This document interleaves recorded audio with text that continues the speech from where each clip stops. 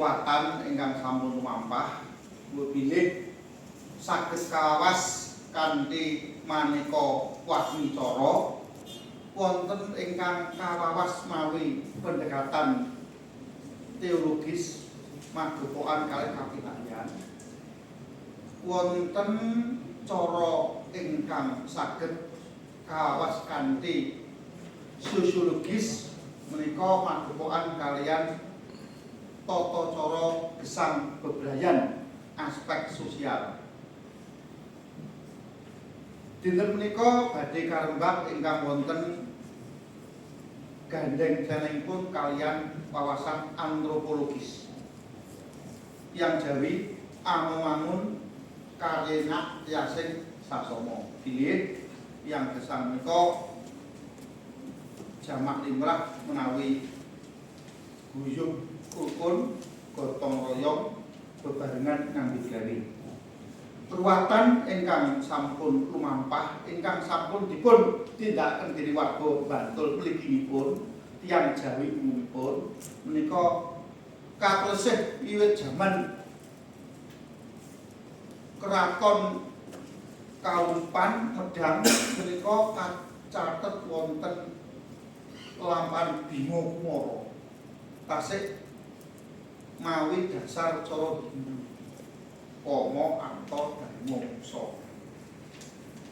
Lajeng jaman Majapahit menika lajeng mindhah dados pepak-pepakan mawi ajaran Buddhisme. Kamadhatu, Rupadhatu, Arupadhatu, Nirwana. Menika menawi dipun pirsani tingkatan-tingkatan wonten Candhi Borobudur saestu saged kangge pitedah pituduh jaman Demak Bintara para wali menika ngrumpaka lampahan ingkang adhedhasar ajaran agama ageming aji syariat tarekat hakikat makrifat.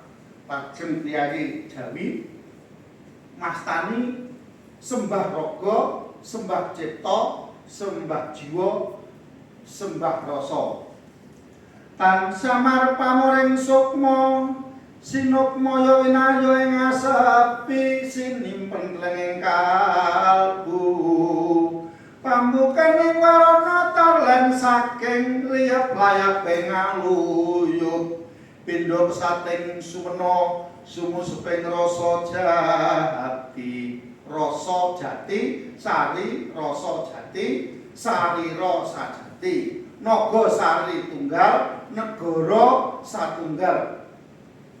Mbok bilih keplokipun cipta rasa karsa logika etika estetika kebenaran kebaikan keindahan. Zaman-zaman kepengker mbok bilih karupakan tata cara pulang-uluk menika mawi serat-serat ingkang kemot tembang Macapat ana dalam kula. Pamedare wasitaning ati cumantaka haniru jangga dahat mudha ing batine nanging kedah kinunggung datang buruh yen keh kane semi paripaksa ngrumpaka basa kang kalantur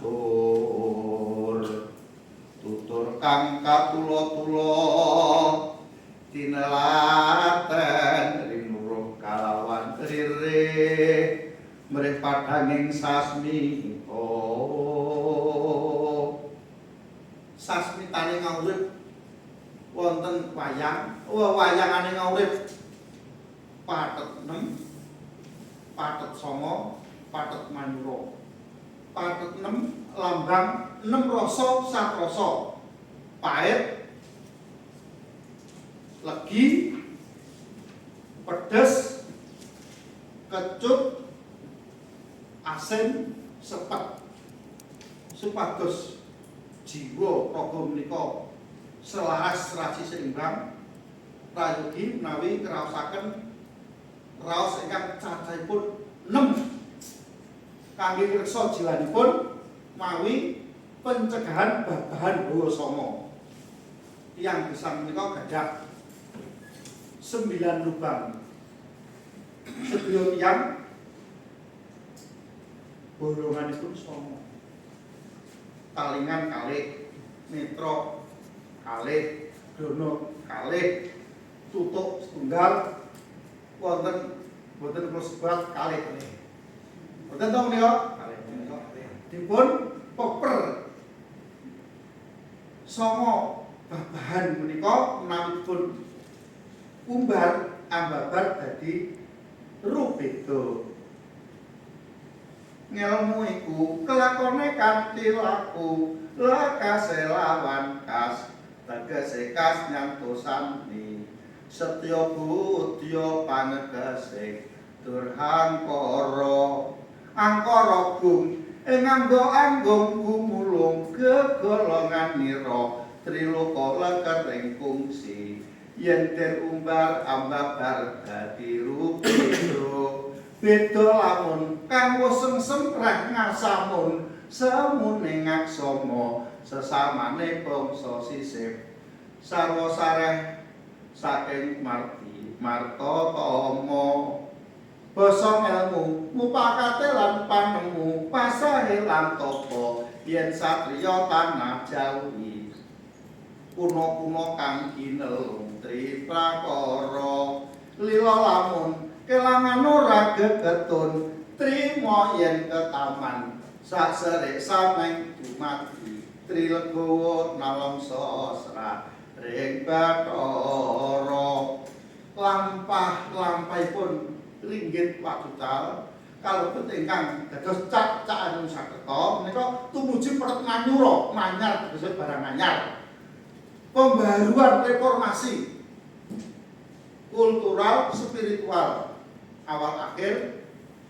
purwa madya wasana ing pungkasan menika nemu kabejan tumuju marang kamulyan ora alus dalane akeh sandungane gedhe godha rencanane ibarat wong lelayan ing samudra agung alun ombak topan dadi pepalange ning sing temen bakal tinemu sing tekun oleh teken pungkasan tekan waton gembleng TKT nyawiji pambudidayane linanggaran tawakal jangka jangkah kodrat ladat.